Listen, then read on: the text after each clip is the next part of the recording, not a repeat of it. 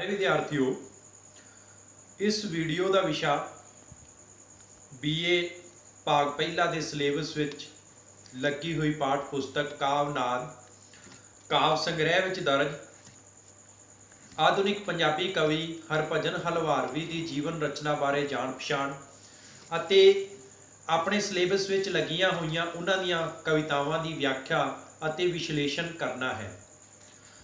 आधुनिक पंजाबी कविता भाई वीर सिंह तो आरंभ होंदी है अते वख-वख पड़ावां नूं पार करती हुई विकास करती हुई जुझारवादी लहर तक पहुँचती है। जुझारवादी लहर तो पहला आधुनिक पंजाबी कविता दे विच आरंभ तो अध्यात्मवादी विचारधारा, रहस्यवादी विचारधारा, रोमांसवादी विचारधारा, प्रगतिवादी विचारधारा, प्रयोगवादी अते इस तो मगरों पंजाबी साहित्य दे विच जुझारवादी कावधारा, जुझारवादी विचारधारा कविता दे विच प्रवेश करती है।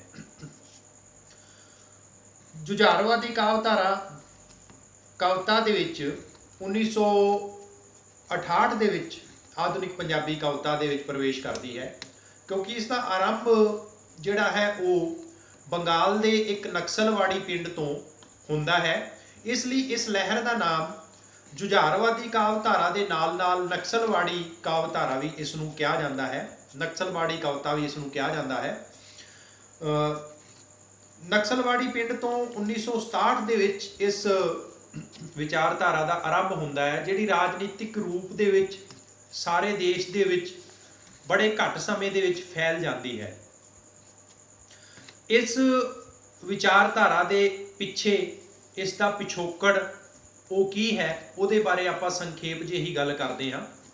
इस लहर दे पैदा होने का कारण की सी, साहित्य दे विच ये लहर किवें प्रवेश करती है, या राजनीतिक रूप दे विच इस लहर का पैदा होने का की कारण है। अपना देश आज़ाद होने तो पहला बहुत सारे लोगों दे विच जिन्ने भी आम लोग सन, जिहड़े गरीब मजदूर किसान तबके दे नाल संबंधित सन, उन्हां दे मन दे विच आज़ादी लई बड़ी तांग सी, बड़ा चाह सी। उन्हां दे मन दे विच उन्हां ने बड़े सुपने सदना रीझां इच्छावां पालियां हुईयां सन कि आज़ादी मिलण तो उपरंत, आज़ादी मिलण तो मगरों साडी जिहड़ी हालत है वो एकदम बदल जाएगी।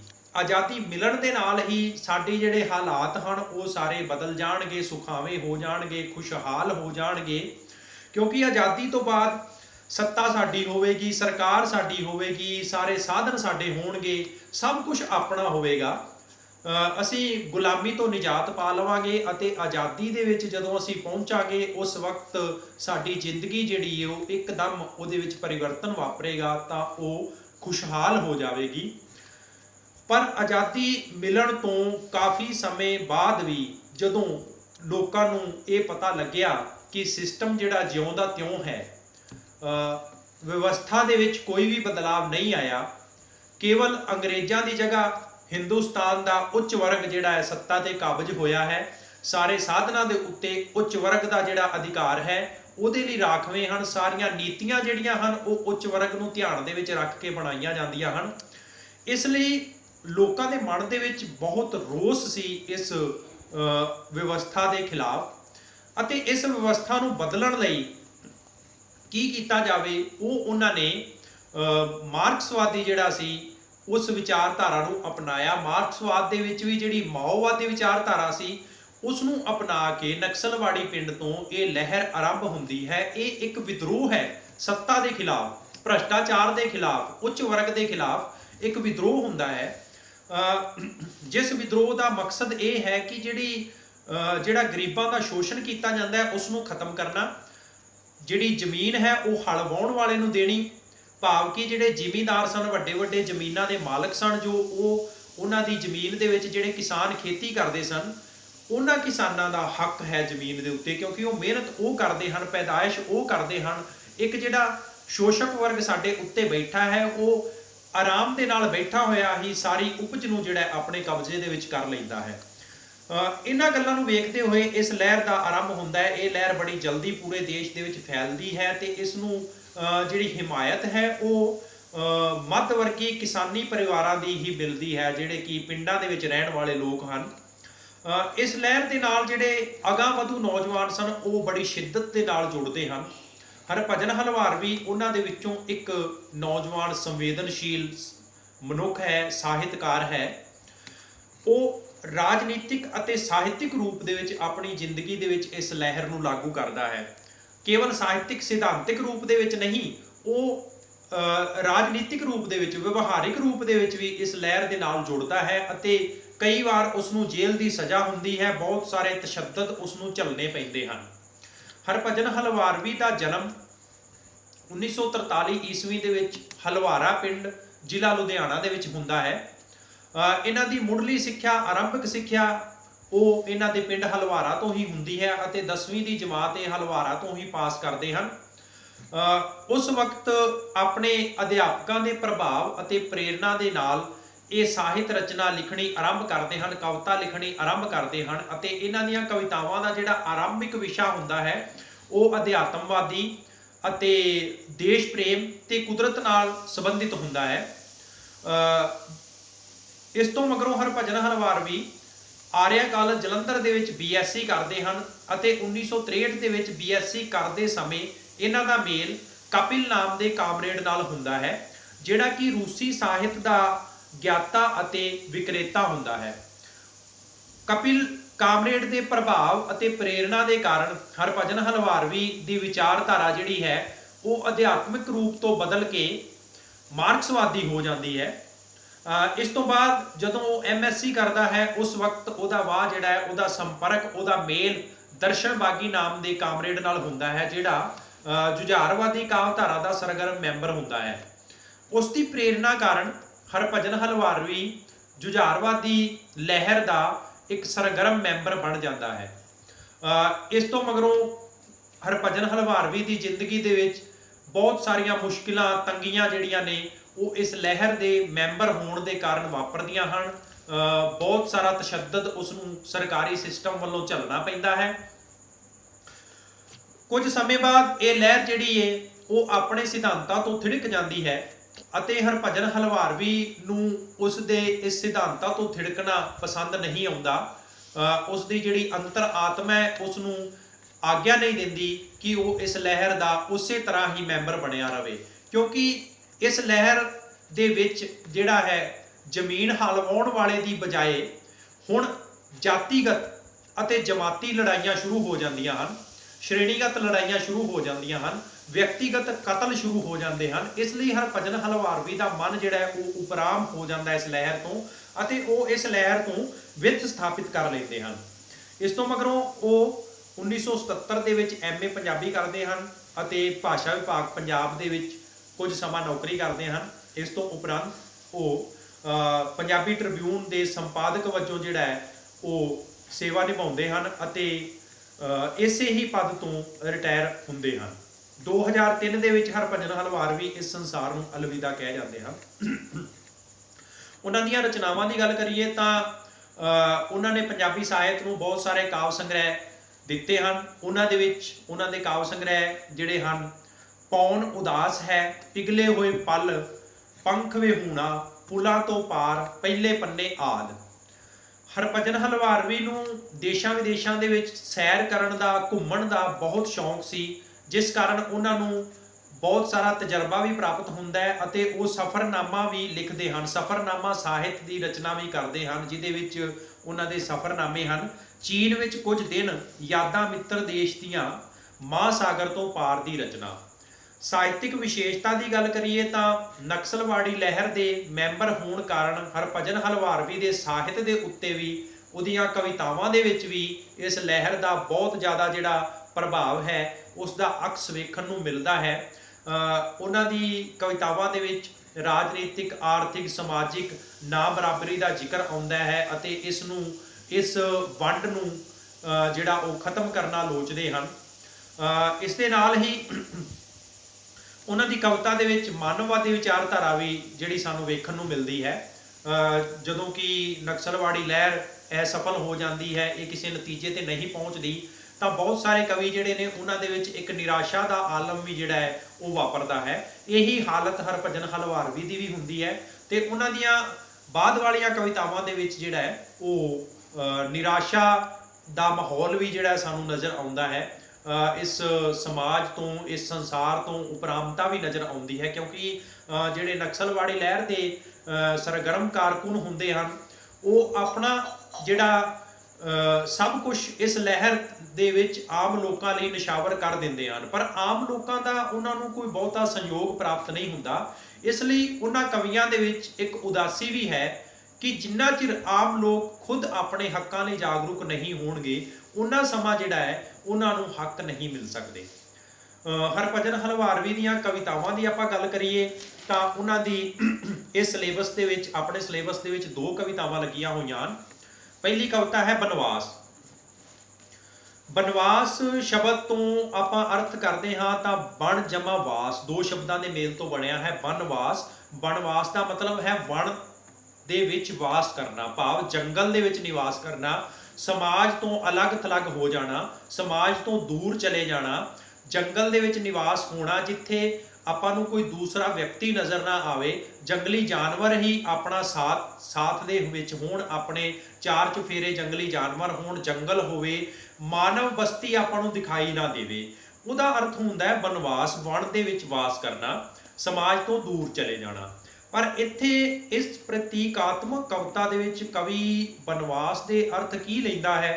इत्थे कवि बनवास दे अर्थ वन दे वास तो उल्ट समाज दे विच वास तो ही लै रहा है। पर समाज दे विच वास, समाज दे विच रहना भी अजकल अजिहा हो गया है क्योंकि लोगों की मानसिकता जिहड़ी है पूंजीवादी दौर दे विच पूंजीवादी मानसिकता बन चुकी है, स्वार्थी मानसिकता बन चुकी है। लोगों नूं किसी दे दुख तकलीफ पीड़ दी कोई महत्व नूं वो नहीं समझते, किसी दी पीड़ नूं अपनी पीड़ नहीं समझते,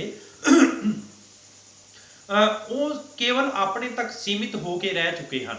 इसलिए हरभजन हलवारवी बनवास जिहड़ा है वो समाज दे विच होया मनदा है हुण, क्योंकि समाज दे विच रह रहा व्यक्ति बेशक चार चफेरियों लोगों दे विच घिरिया होया है, पर वो लोगों दे विच घिरे होण तो बाद भी इकल्ला है, क्योंकि सब लोगों का अपना अपना स्वार्थ है, अपना अपना काम है, अपनी पीड़ नूं ही पीड़ समझते हैं। दूजे समाजिक प्राणी जिहड़ी समाजिक साडी समाजिकता साडे विच हुंदी है वो खत्म हुंदी जा रही है। हरभजन हलवारवी लिखता है, जिस जंगल च असीं अनचाहे उगे हाँ उत्थे रूड़ी दी तां शायद हर वरे सुनी जाती है, बंदे दी 12 वरे पिछों भी नहीं। जिस जंगल विच भाव जिस समाज विच असी पैदा हुए हाँ, अनचाहे उगे हाँ, चाह के नहीं, किसी नूं इच्छा नहीं साडे लई, किसी नूं खिच नहीं साडे लई, किसी नूं चाह नहीं साडे इत्थे पैदा होण दा, अनचाहे उगे हाँ, बिना चाहत तो उगे हुए हाँ, असी इस समाज दे विच पैदा हुए हाँ।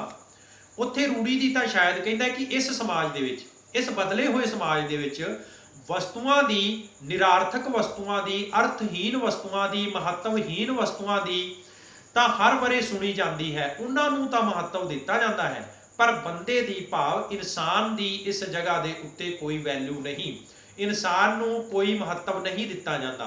इंसान दी तुलना दे विच वस्तुआं नूं ज़्यादा महत्व दिता जाता है।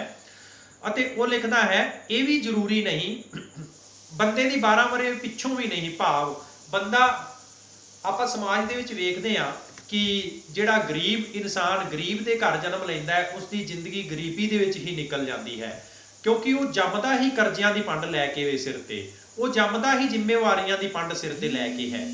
अगर किसी बच्चे का जन्म फुटपाथ ते हुंदा है तो उसकी पूरी जिंदगी फुटपाथ ते ही निकल जाती है, उसकी मौत भी उत्थे ही हुंदी है। अगर किसी बच्चे का जन्म झुग्गी दे विच हो रहा तो उसकी पूरी जिंदगी उस झुग्गी दे विच ही निकल जाएगी, वो विकास नहीं कर सकेगा, क्योंकि साडा सिस्टम ही जिहड़ा है वो गरीबी नूं नहीं हटाउण दे हक दे विच, वो किसी गरीब नूं अगे वधदे होए वेखण दे हक विच नहीं है। इसलिए कहना है कि इंसान की किस्मत अगर आप सोचीए पुरानी कहावत के अनुसार कि 12 वरियां तो बाद रूड़ी की सुनी जाती है, कहता कि रूड़ी की तो हर वरे सुनी जाती है, पर इंसान की 12 वरियां बाद भी किस्मत नहीं बदलती। कि बनवास 12 वरियां का ही होवे, ये भी जरूरी नहीं कि बनवास 12 वरियां का ही होवे। घुग वसदे शहर विच सारी उम्र ही बनवास जेही हो सकती है। कहता कि यह भी जरूरी नहीं कि श्री रामचंद्र को बनवास मिलिया सी 14 वरियां का, एक समा सीमा दे विच सी कि 14 साल खत्म होने हैं, समाप्त होने हैं, एक दिन इन्हां दा अंत आना है। जिहड़ी सज़ा मिली हुई है वो सज़ा की निश्चित सीमा है, एक दिन खत्म हो जानी है। पर इस इंसान की अजोके इंसान की जिहड़ी सज़ा है उन्होंने उहदे समाज दे विच ही जिहड़ी सज़ा मिली हुई है वो खत्म नहीं होवेगी। ਉਹਦੇ ਲਈ ਉਹ ਬਨਵਾਸ, ਉਹਦੇ ਲਈ ਜਿਹੜਾ ਅਲੱਗ ਥਲੱਗ, ਉਹਦੇ ਲਈ ਹਾਸ਼ੀਏ ਦੇ ਉੱਤੇ ਜਿਸ ਇਨਸਾਨ ਨੂੰ ਕੀਤਾ ਜਾ ਚੁੱਕਿਆ ਹੈ ਉਹਦੀ ਸਾਰੀ ਜ਼ਿੰਦਗੀ ਹੀ ਹਾਸ਼ੀਏ ਦੇ ਉੱਤੇ ਬੀਤੇਗੀ। ਭਾਵ ਸਮਾਜ ਤੋਂ ਉਸ ਨੂੰ ਅਲੱਗ ਹੀ ਰਹਿਣਾ ਪਵੇਗਾ, ਇਕਲਾਪੇ ਦੇ ਵਿੱਚ ਹੀ ਜ਼ਿੰਦਗੀ ਗੁਜ਼ਾਰਨੀ ਪਵੇਗੀ। ਕਿਸੇ ਤਰ੍ਹਾਂ ਦੀ ਕੋਈ ਸਹਾਇਤਾ ਜਿਹੜੀ ਦੂਜੇ ਇਨਸਾਨਾਂ ਦੇ ਵੱਲੋਂ ਕਿਸੇ ਇਨਸਾਨ ਨੂੰ ਇਸ ਸਮਾਜ ਦੇ ਵਿੱਚ ਮਿਲਣ ਦੀ ਕੋਈ ਉਮੀਦ ਨਹੀਂ। इस बनवास तो परत के कित्थे जावांगे, सानू किहड़ा कोई अयोध्या उडीकदी है। कवि कहता है कि अगर असी सोचीए कि 12 वरियां बाद 14 वरियां बाद ये बनवास खत्म हो जाए, भाव सानू जिहड़ा समाज दे विच बनवास मिलिया होया है, जिहड़ा साडे समाज दा सुभाव बन चुकिया है वो खत्म हो जाएगा। कहता है कि परत के खत्म करन तो बाद कित्थे जाना है, क्योंकि श्री रामचंद्र नूं उन्हां दी नगरी अयोध्या उडीकदी सी, बड़े उचेचे तौर ते उडीक कर रही सी ते उन्हां दे अयोध्या जाण तो मगरों नगर वासियां ने बड़ी खुशी मनाई सी, घ्यो दे दीवे वाले सन। पर कहंदा है कि सानू कोई भी उडीक नहीं रहा, साडी जिंदगी इसे जगह ते बीतनी है, कोई साडी अपनी नगरी नहीं, अपना घर नहीं जिथे अपनत्व दा भाव पैदा होवे, जिथे सानू रिश्तियां दी खिच होवे, क्योंकि रिश्तियां दे विच भी जिहड़ियां दूरियां स्थापित हो चुकियां हन। वो कहंदा है ते बनवास किहड़ा अयोध्या तो बाहर है, कहंदा कि साडा बनवास उन्हां दा तां समाज तो बाहर उन्हां नूं बनवास मिलिया सी, जंगल दे विच वण दे विच वास करन दी सज़ा मिली सी। पर सानू सज़ा किहड़ी मिली हुई है, सानू बिना कारण तो सज़ा अपने समाज दे विच रह के भी असीं दूजिਆਂ तो दूर हाँ, एक दूजे तो दूर जा चुके हाँ। आओ कोई इकल दा चुप दा दर्द दा गीत छोईए, जंगल च मंगल लाउणा हुण कोई शौक नहीं, सिर्फ मजबूरी है। कवि कहता है कि आओ जिंदगी नूं जीण लई की करिए, कुछ तां करना पवेगा। अगर आपां नूं इस जिंदगी दे विच कोई चाह अपनी जिंदगी दे विच नहीं रह चुकिया, कोई खुशी नहीं रह चुकी, पर फिर भी की करिए, आओ एक सकारात्मक नज़रिया अपनाइए कि जिंदगी तो जीनी है। बहुता सकारात्मक नज़रिया कवि नहीं अपनाउंदा, कवि कहता है कि बस जिंदगी जीण लई आपां नूं की करना पवेगा, इस चुप तो पैदा होए दर्द दा, इस इकलापे तो पैदा होए दर्द दा गीत छोईए, गीत बनाइए, अपनी जिंदगी दे विच कुछ रुचि बनाइए। जंगल च मंगल लाउणा हुण कोई शौक नहीं, कहता कि इस समाज रूपी जंगल दे विच रौनकां पैदा करना, खुशियां पैदा करना कोई शौक नहीं, सिर्फ मजबूरी है। मजबूरी भी क्यों है कि असी अपनी जिंदगी इत्थे बतीत करनी है। ये सी हरभजन हलवारवी की कविता बनवास। दूजी कविता आप पढ़ांगे संघना बदल। कवि लिखता है, एक निक्का जिहा संघना बदल जा रोहियां विच वरिया, ना इस मिट्टी दी गंद माणी, ना कलर ही भरिया। संघना बदल तो अर्थ आपां इत्थे उस इंसान दे लवांगे जिहड़ा गुणा नाल भरिया होया है, जिहड़ा इंसान मेहनत करता है, जिहड़ा इंसान मजदूरी करता है, जिहड़ा इंसान उपज पैदा करता है, जिहड़ा इंसान इस धरती नूं शिंगार रहा है, उहदी गल करदा है कवि। कहता है कि एक निक्का जिहा संघना बदल जां रोहियां विच वरिया। रोहियां तो भाव आपां लवांगे कि कोई इंसान, कोई मजदूर, कोई किसान बहुत ज़्यादा मेहनत किसी भी जगह के उत्ते करता है, किसी फैक्ट्री दे विच करता है, किसी धरती के उत्ते करता है, ना इस मिट्टी की गंद माणी। कहता कि वह बदल वो अपने गुण जिहड़े ने वो इंसान उन्हां गुणां दे नाल किसी जगह ते काम कर रहा है, किसी जगह नूं खुशहाल बनाउण दे योगदान दे रहा है, पर उसके योगदान का उसनूं की लाभ होना है, ना इस मिट्टी की गंद माणी, उसनूं उस जगह तो कोई खुशबू प्राप्त नहीं होगी, उस मिट्टी दे विचों कोई गंध, कोई खुशबू उन्होंने नहीं मिलेगी। ਨਾ ਕੱਲਰ ਹੀ ਭਰਿਆ। ਅਤੇ ਜਿਹੜੀ ਕੱਲਰ ਦੀ ਮਾਨਸਿਕਤਾ ਵਾਲੇ ਲੋਕ ਹਨ, ਜਿਹੜੇ ਧਨ ਜੋੜਨ ਵਾਲੇ ਲੋਕ ਹਨ, ਪਰ ਉਹਨਾਂ ਦੀ ਮਾਨਸਿਕਤਾ ਕੱਲਰ ਵਾਲੀ ਹੈ, ਉਹਨਾਂ ਦੀ ਮਾਨਸਿਕਤਾ ਦੇ ਵਿੱਚ ਕਦੀ ਪਿਆਰ ਪੈਦਾ ਨਹੀਂ ਹੋ ਸਕਦਾ, ਸੰਵੇਦਨਸ਼ੀਲਤਾ ਪੈਦਾ ਨਹੀਂ ਹੋ ਸਕਦੀ, ਭਾਈਚਾਰਾ ਪੈਦਾ ਨਹੀਂ ਹੋ ਸਕਦਾ। ਕਹਿੰਦਾ ਹੈ ਕਿ ਉਹ ਲੋਕ ਜਿਹੜੇ ਨੇ ਉਸ ਸੰਘਣੇ ਬੱਦਲ ਦਾ ਕੋਈ ਮਹੱਤਵ ਨਹੀਂ ਜਾਣਦੇ। ਇਹ ਨਾ ਕਿਸੇ ਵੀ ਲੇਖੇ ਲੱਗਾ ਅਨਹੋਇਆ ਜੋ ਮਰਿਆ। ਕਹਿੰਦਾ ਕਿ ਇੰਨੀ ਮਿਹਨਤ ਕਰਨ ਦੇ ਬਾਵਜੂਦ ਵੀ ਉਸ ਦਾ ਕੋਈ ਲੇਖਾ ਨਹੀਂ ਹੋਇਆ, ਕੋਈ ਉਸ ਦਾ ਮਹੱਤਵ ਨਹੀਂ ਬਣਿਆ। ਉਹ ਕੰਮ ਕਰਦਾ ਹੋਇਆ ਹੀ ਇਸ ਜ਼ਿੰਦਗੀ ਦੇ ਵਿੱਚੋਂ ਚਲਾ ਗਿਆ। ਇਸ ਤਰ੍ਹਾਂ ਹੋਇਆ ਜਿਵੇਂ ਉਹਦਾ ਜਨਮ ਹੀ ਨਾ ਹੋਇਆ ਹੋਵੇ, ਅਨਹੋਇਆ ਜੋ ਮਰਿਆ, ਬਿਨਾਂ ਅਸਤਿਤਵ ਤੋਂ, ਬਿਨਾਂ ਆਪਣੀ ਹੋਂਦ ਤੋਂ ਉਹ ਖਤਮ ਹੋ ਗਿਆ। ਇੱਕ ਨਿੱਕਾ ਜਿਹਾ ਸੰਘਣਾ ਬੱਦਲ ਇਵੇਂ ਉਜਾੜੀ ਵਰਿਆ। ਇਸ ਤਰ੍ਹਾਂ ਹੋਇਆ ਜਿਵੇਂ ਇੱਕ ਨਿੱਕਾ ਜਿਹਾ ਸੰਘਣਾ ਬੱਦਲ ਉਜਾੜਾਂ ਦੇ ਵਿੱਚ ਵਰ ਜਾਵੇ ਤੇ ਉਸ ਉਜਾੜ ਦੇ ਵਿੱਚ ਵਰਨ ਦਾ ਕੋਈ ਫਾਇਦਾ ਕਿਸੇ ਨੂੰ ਨਾ ਹੋਵੇ। ਕਿਉਂਕਿ ਸੰਘਣਾ ਬੱਦਲ ਜਦੋਂ ਮੀਂਹ ਪੈਂਦਾ ਹੈ ਤੇ ਉਹ ਖੇਤਾਂ ਦੇ ਵਿੱਚ ਜਾਂ ਫਸਲ ਦੇ ਉੱਤੇ ਪੈਂਦਾ ਹੈ, ਛੋਟੀ ਫਸਲ ਦੇ ਉੱਤੇ ਪੈਂਦਾ ਹੈ, ਕੱਚੀ ਫਸਲ ਦੇ ਉੱਤੇ ਪੈਂਦਾ ਹੈ, ਤਾਂ ਉਹਦਾ ਲਾਭ ਹੁੰਦਾ ਹੈ। ਪਰ ਕਈ ਵਾਰ ਜਦੋਂ ਉਜਾੜਾਂ ਦੇ ਵਿੱਚ ਵਰ ਜਾਵੇ ਮੀਂਹ ਤਾਂ ਉਸ ਦਾ ਕੋਈ ਫਾਇਦਾ ਨਹੀਂ ਹੁੰਦਾ। ਉਜਾੜਾਂ ਦੇ ਵਿੱਚ ਕਿਸੇ ਵੀ ਇਨਸਾਨ ਨੂੰ, ਸਮਾਜ ਨੂੰ ਉਸ ਵਰੇ ਹੋਏ ਮੀਂਹ ਦਾ ਕੋਈ ਫਾਇਦਾ ਨਹੀਂ ਹੋਵੇਗਾ। ਕਹਿੰਦਾ ਕਿ ਉਹਨਾਂ ਮਨੁੱਖਾਂ ਦੀ ਮਿਹਨਤ ਉਜਾੜਾਂ ਵਿੱਚ ਵਰੇ ਹੋਏ ਮੀਂਹ ਦੇ ਸਮਾਨ ਹੈ ਕਿ ਉਹਦਾ ਕਿਸੇ ਨੂੰ ਕੋਈ ਫਾਇਦਾ ਨਹੀਂ ਹੋ ਸਕਦਾ। ਉਹਦਾ ਫਾਇਦਾ ਸਿਰਫ ਕੁਝ ਧਨਵਾਨ ਵਿਅਕਤੀ ਹੀ ਲੁੱਟ ਕੇ ਲੈ ਜਾਂਦੇ ਹਨ। ਇੱਕ ਨਿੱਕਾ ਜਿਹਾ ਸੰਘਣਾ ਬੱਦਲ ਮਾਰੂ ਥਲ ਵਿੱਚ ਵਰਿਆ, ਨਾ ਇਸ ਦੇ ਕਣ ਨਿੱਘੇ ਹੋਏ, ਨਾ ਰੇਤਾ ਹੀ ਠਰਿਆ। ਕਹਿੰਦਾ ਕਿ ਇੱਕ ਸੰਘਣਾ ਬੱਦਲ ਜਦੋਂ ਮਾਰੂ ਥਲ ਦੇ ਵਿੱਚ ਵਰਦਾ ਹੈ, ਰੇਗਿਸਤਾਨ ਦੇ ਵਿੱਚ ਵਰਦਾ ਹੈ, ਤੇ ਉਹਦੀ ਪਾਣੀ ਦੀ ਜਿਹੜਾ ਉਹਦਾ ਪਾਣੀ ਹੁੰਦਾ ਹੈ, ਉਹ ਰੇਗਿਸਤਾਨ ਜਿਹੜਾ ਹੈ ਉਹ ਸਾਰੇ ਪਾਣੀ ਨੂੰ ਪੀ ਜਾਂਦਾ ਹੈ, ਪਰ ਉੱਥੇ ਪੈਦਾਵਾਰ ਕੁਝ ਵੀ ਨਹੀਂ ਹੁੰਦੀ। ਨਾ ਇਸ ਦੇ ਕਣ ਨਿੱਘੇ ਹੋਏ, ਨਾ ਰੇਤਾ ਹੀ ਠਰਿਆ। ਕਹਿੰਦਾ ਕਿ ਰੇਤਾ ਜਿਹੜਾ ਇੰਨਾ ਜ਼ਿਆਦਾ ਗਰਮ ਹੁੰਦਾ ਹੈ ਉਹ ਠੰਡਾ ਹੋ ਹੀ ਨਹੀਂ ਸਕਦਾ ਸੰਘਣੇ, ਛੋਟੇ ਜਿਹੇ ਸੰਘਣੇ ਬੱਦਲ ਦੇ ਨਾਲ। ਨਾ ਇੱਕ ਵੀ ਤਿੜ ਘਾਹ ਦੀ ਫੁੱਟੀ, ਨਾ ਕੋਈ ਬੂਟਾ ਹਰਿਆ। ਕਹਿੰਦਾ ਕਿ ਉਸ ਜਗ੍ਹਾ ਦੇ ਉੱਤੇ ਘਾਹ ਦੀ ਤਿੜ ਨਹੀਂ ਫੁੱਟਦੀ, ਭਾਵ ਜ਼ਿੰਦਗੀ ਦੇ ਵਿੱਚ ਨਵਾਂ ਸੰਚਾਰ ਨਹੀਂ ਹੁੰਦਾ, ਜ਼ਿੰਦਗੀ ਦੇ ਵਿੱਚ ਬਸੰਤ ਰੁੱਤ ਨਹੀਂ ਆਉਂਦੀ, ਕਿਉਂਕਿ ਜ਼ਿੰਦਗੀ ਜਿਹੜੀ ਉਹ ਸੰਵੇਦਨਹੀਨ ਹੋ ਚੁੱਕੀ ਹੈ। ਤੇ ਉਹ ਲੋਕ ਜਿਹੜੇ ਨੇ ਉਹ ਉਸ ਸੰਘਣੇ ਬੱਦਲ ਦੀ ਮਿਹਨਤ ਦਾ ਫਾਇਦਾ ਚੁੱਕਦੇ ਹਨ।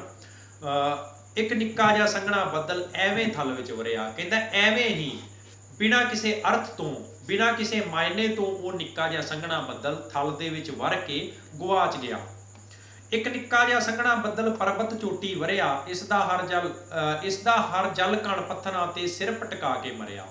ਕਹਿੰਦਾ ਕਿ ਨਿੱਕਾ ਜਿਹਾ ਸੰਘਣਾ ਬੱਦਲ ਜਦੋਂ ਪਰਬਤ ਦੇ ਉੱਤੇ, ਪਹਾੜਾਂ ਦੇ ਉੱਤੇ ਵਰਦਾ ਹੈ, ਭਾਵ ਕੋਈ ਗਰੀਬ ਇਨਸਾਨ, ਕੋਈ ਗੁਣਵਾਨ ਵਿਅਕਤੀ ਜਦੋਂ ਪਰਮਾਤਮਾ ਦੇ ਮਾਰਗ ਤੇ ਚੱਲਦਾ ਹੈ, ਪਰਮਾਤਮਾ ਦੇ ਮਾਰਗ ਤੇ ਨਾ ਚੱਲ ਕੇ ਆਡੰਬਰਾਂ ਦੇ ਵਿੱਚ, ਜਿਹੜੇ ਸਾਡੇ ਸਮਾਜ ਦੇ ਵਿੱਚ ਬਣੇ ਹੋਏ ਆਡੰਬਰ ਹਨ, ਜਿਹੜੇ ਧਰਮ ਦੇ ਠੇਕੇਦਾਰ ਹਨ, ਉਹ ਉਸ ਇਨਸਾਨ ਦੀ ਲੁੱਟ ਕਰਦੇ ਹਨ। ਲੁੱਟ ਕਰਨ ਦੇ ਵੀ ਕਈ ਤਰੀਕੇ ਹੁੰਦੇ ਹਨ। ਇੱਕ ਜਗ੍ਹਾ ਉਹਦੀ ਲੁੱਟ ਕੀਤੀ ਜਾਂਦੀ ਹੈ, ਜਿੱਥੇ ਉਹ ਕੰਮ ਕਰਦਾ ਹੈ ਉਸ ਕੰਮ ਦੀ ਪੂਰੀ ਵੈਲਿਊ ਨਹੀਂ ਦਿੱਤੀ ਜਾਂਦੀ ਉਹਨੂੰ। ਦੂਜੀ ਜਗ੍ਹਾ ਜਿਹੜਾ ਧਰਮ ਦੇ ਨਾਮ ਤੇ ਉਹਦੇ ਤੋਂ ਬਹੁਤ ਕੁਝ ਲੁੱਟਿਆ ਜਾਂਦਾ ਹੈ। ਕਹਿੰਦਾ ਹੈ ਕਿ ਧਰਮ ਦੇ ਨਾਮ ਤੇ ਉਸ ਦੀ ਲੁੱਟ ਇਸ ਤਰ੍ਹਾਂ ਹੁੰਦੀ ਹੈ ਕਿ ਜਿਵੇਂ ਪਰਬਤ ਦੀ ਚੋਟੀ ਦੇ ਉੱਤੇ ਮੀਂਹ ਪੈ ਜਾਵੇ ਤੇ ਉਹਦੇ ਹਰ ਜਲ ਦੇ ਕਣ ਜਿਹੜੇ ਨੇ ਪੱਥਰ ਦੇ ਨਾਲ ਟਕਰਾ ਕੇ ਖਤਮ ਹੋ ਜਾਂਦੇ ਹਨ। ਉਹ ਕਿਸੇ ਵੀ ਲੇਖੇ ਨਹੀਂ ਲੱਗਦੇ। ਨਾ ਰੁੱਖਾਂ ਨੇ ਸੋਗ ਮਨਾਇਆ, ਪੌਣ ਨਾ ਹੌਕਾ ਭਰਿਆ। ਕਹਿੰਦਾ ਕਿ ਕੁਝ ਜਿਹੜੇ ਇਨਸਾਨ, ਰੁੱਖ ਭਾਵ ਜਿਹੜੇ ਉਹ ਇਨਸਾਨ, ਸਵਾਰਥੀ ਇਨਸਾਨ, ਜਿਹੜੇ ਕੇਵਲ ਆਪਣਾ ਭਲਾ ਵੇਖਦੇ ਹਨ, ਉਹ ਕੋਈ ਸੋਗ ਨਹੀਂ ਮਨਾਉਂਦੇ। ਉਹਨਾਂ ਦੇ ਸਾਹਮਣੇ ਕੋਈ ਵਿਅਕਤੀ ਮਰ ਜਾਵੇ, ਉਹਨਾਂ ਦੇ ਸਾਹਮਣੇ ਕਿਸੇ ਵਿਅਕਤੀ ਦਾ ਸ਼ੋਸ਼ਣ ਹੋ ਜਾਵੇ, ਕਿਸੇ ਵਿਅਕਤੀ ਨੂੰ ਜਿਹੜੀ ਮੁਸੀਬਤ ਬਣ ਜਾਵੇ, ਪਰ ਜਿਹੜੇ ਲੋਕ ਆਪਣੇ ਤੱਕ ਸੀਮਿਤ ਹੁੰਦੇ ਹਨ ਉਹ ਹੌਕਾ ਵੀ ਨਹੀਂ ਭਰਦੇ। ਹਵਾ ਵੀ, ਫਿਜ਼ਾ ਵੀ ਸਾਡੇ ਸਮਾਜ ਦੀ ਇਸੇ ਤਰ੍ਹਾਂ ਦੀ ਬਣ ਜਾਂਦੀ ਹੈ, ਸਵਾਰਥੀ ਬਣ ਜਾਂਦੀ ਹੈ। ਇੱਕ ਨਿੱਕਾ ਜਿਹਾ ਸੰਘਣਾ ਬੱਦਲ ਪਰਬਤ ਸ਼ਿਖਰੀ ਵਰਿਆ, ਇੱਕ ਨਿੱਕਾ ਜਿਹਾ ਸੰਘਣਾ ਬੱਦਲ ਭਰੇ ਸਮੁੰਦਰ ਵਰਿਆ। ਕਹਿੰਦਾ ਕਿ ਜਿਸ ਤਰ੍ਹਾਂ ਸਮੁੰਦਰ ਦੇ ਵਿੱਚ ਇੱਕ ਸੰਘਣਾ ਬੱਦਲ ਵਰੇ, ਤੁੱਕਾ ਤੁੱਕਾ ਹੋ ਕੇ ਕਿਰਿਆ, ਕਿਰਦਾ ਹੀ ਡੁੱਬ ਮਰਿਆ। ਪਰ ਸਮੁੰਦਰ ਦਾ ਪਾਣੀ ਜਿਹੜਾ ਹੈ ਉਹ ਖਾਰਾ ਪਾਣੀ ਹੈ, ਤੇ ਜਦੋਂ ਬੱਦਲ ਮੀਂਹ ਉੱਤੋਂ ਪੈਂਦਾ ਹੈ ਤਾਂ ਉਹਦਾ ਪਾਣੀ ਜਿਹੜਾ ਬੂੰਦਾਂ ਦੇ ਵਿੱਚ ਵੰਡਿਆ ਹੋਇਆ, ਛੋਟੀਆਂ ਛੋਟੀਆਂ ਬੂੰਦਾਂ ਜਿਹੜੀਆਂ ਨੇ ਉਹ ਸਮੁੰਦਰ ਦੇ ਵਿੱਚ ਡਿੱਗ ਪੈਂਦੀਆਂ ਨੇ। ਉਹਨਾਂ ਬੂੰਦਾਂ ਦੇ ਨਾਲ ਉਸ ਸਮੁੰਦਰ ਦਾ ਖਾਰਾਪਨ ਦੂਰ ਨਹੀਂ ਹੁੰਦਾ, ਨਾ ਹੀ ਕਿਸੇ ਮੱਛੀ ਦੀ ਪਿਆਸ ਬੁਝਦੀ ਹੈ ਉਹਨਾਂ ਬੂੰਦਾਂ ਦੇ ਨਾਲ, ਅਤੇ ਨਾ ਹੀ ਕਿਸੇ ਸਿੱਪੀ ਦੇ ਵਿੱਚ ਡਿੱਗ ਕੇ ਉਹ ਮੋਤੀ ਬਣਦਾ ਹੈ। ਭਾਵ ਸਿੱਪੀ ਦਾ ਮਤਲਬ ਕੀ ਹੈ ਕਿਸੇ ਦੇ ਗੁਣ ਪਛਾਣਨ ਵਾਲੀ ਚੀਜ਼। ਜਦੋਂ ਸਿੱਪੀ ਦੇ ਵਿੱਚ ਪਾਣੀ ਦੀ ਬੂੰਦ ਡਿੱਗਦੀ ਹੈ ਤਾਂ ਉਹ ਮੋਤੀ ਬਣ ਜਾਂਦੀ ਹੈ। ਇੱਥੇ ਆਪਾਂ ਇਹ ਮੰਨਾਂਗੇ ਕਿ ਉਹ ਇਨਸਾਨ ਜਿਹੜਾ ਕਿਸੇ ਦੂਜੇ ਦੇ ਇਨਸਾਨਾਂ ਦਾ ਗੁਣ ਪਛਾਣ ਸਕਦਾ ਹੋਵੇ, ਕਹਿੰਦਾ ਹੈ ਕਿ ਅਜਿਹਾ ਵੀ ਕੋਈ ਇਨਸਾਨ ਨਾ ਸਿੱਪੀ ਮੂੰਹ ਭਰਿਆ ਕਿ ਉਹ ਉਸ ਇਨਸਾਨ ਦੇ ਗੁਣ ਪਛਾਣਨ ਵਾਲਾ ਕੋਈ ਦੂਜਾ ਵਿਅਕਤੀ ਵੀ ਉਸ ਜਗ੍ਹਾ ਤੇ ਨਹੀਂ। ਇੱਕ ਨਿੱਕਾ ਜਿਹਾ ਸੰਘਣਾ ਬੱਦਲ ਇਉਂ ਪਾਣੀ ਵਿੱਚ ਵਰਿਆ। ਕਹਿੰਦਾ ਕਿ ਇਸ ਤਰ੍ਹਾਂ ਪਾਣੀ ਦੇ ਵਿੱਚ ਵਰ ਕੇ ਇੱਕ ਨਿੱਕੇ ਜਿਹੇ ਸੰਘਣੇ ਬੱਦਲ ਨੇ ਆਪਣਾ ਆਪ ਖਤਮ ਕਰ ਲਿਆ। ਉਸ ਨੂੰ ਕੋਈ ਮਹੱਤਵ ਨਹੀਂ ਮਿਲਿਆ, ਉਸ ਨੂੰ ਕੋਈ ਲਾਭ ਨਹੀਂ ਹੋਇਆ, ਉਸ ਦੀ ਜ਼ਿੰਦਗੀ ਵਿਅਰਥ ਚਲੀ ਗਈ। ਉਸ ਦੀ ਮਿਹਨਤ, ਉਸ ਦੀ ਮਜ਼ਦੂਰੀ, ਉਸ ਦੇ ਗੁਣ ਜਿਹੜੇ ਨੇ ਸਭ ਇਸ ਜਗ੍ਹਾ ਦੇ ਉੱਤੇ ਵਿਅਰਥ ਚਲੇ ਗਏ, ਨਸ਼ਟ ਹੋ ਗਏ। ਉਸ ਦੇ ਗੁਣਾਂ ਦਾ, ਉਸ ਦੀ ਮਿਹਨਤ ਦਾ ਕਿਸੇ ਇੱਕ ਵਰਗ ਨੇ ਫਾਇਦਾ ਚੁੱਕ ਲਿਆ, ਕਿਸੇ ਧਰਮ ਦੇ ਠੇਕੇਦਾਰਾਂ ਨੇ ਫਾਇਦਾ ਚੁੱਕ ਲਿਆ, ਕਿਸੇ ਫੈਕਟਰੀ ਦੇ ਮਾਲਕ ਨੇ ਫਾਇਦਾ ਚੁੱਕ ਲਿਆ, ਪਰ ਉਹਦੀ ਜ਼ਿੰਦਗੀ ਜਿਹੜੀ ਏ ਇਸੇ ਤਰ੍ਹਾਂ ਵਿਅਰਥ ਚਲੀ ਗਈ। ਧੰਨਵਾਦ।